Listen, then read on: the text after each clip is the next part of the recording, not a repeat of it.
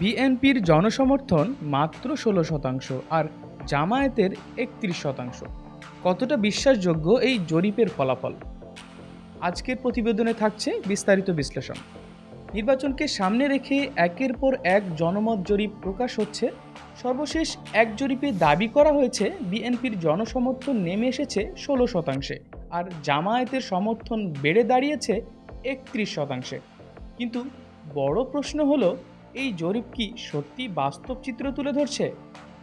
বিশ্বজুড়ে নির্বাচনের আগে জরিপ হয় যাতে আগাম ধারণা পাওয়া যায়, কিন্তু ইতিহাস বলছে জরিপ সবসময় সত্যি হয় না। কখনো বাস্তবের সঙ্গে মিলে যায়, আবার কখনো উল্টো ফল আসে। জরিপের সঠিকতা নির্ভর করে জরিপের নকশা, নমুনা নির্বাচন ও তথ্য সংগ্রহের ওপর। গবেষণার ভাষায় একে বলা হয় বায়াসড সার্ভে, অর্থাৎ উদ্দেশ্য প্রণোদিত জরিপ।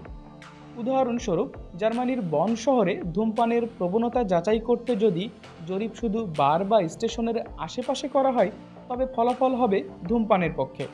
একইভাবে পরিবেশবাদী সংগঠনের সদস্যদের নিয়ে জরিপ করলে পাওয়া যাবে এর উল্টো চিত্র। বাংলাদেশের ক্ষেত্রেও একই নিয়ম প্রযোজ্য। কারা জরিপ করছে, কোথায় করছে, কোন উদ্দেশ্যে করছে, এসবই ফলাফলে প্রভাব ফেলে।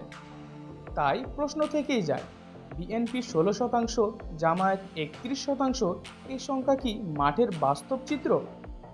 জরিপের ফলাফল যাই বলুক, শেষ কথা বলবে ভোটের বাক্স। তাই এখন সবচেয়ে বড় প্রশ্ন, ভোটের মাঠে কে জিতবে? আপনার মূল্যবান মতামতটি অবশ্যই কমেন্টে জানাতে ভুলবেন না, এবং নিয়মিত গুরুত্বপূর্ণ আপডেট পেতে আমাদের সঙ্গেই থাকুন। BGN TV 24, সংবাদ যেখানে, বিশ্বস্ততা সেখানে।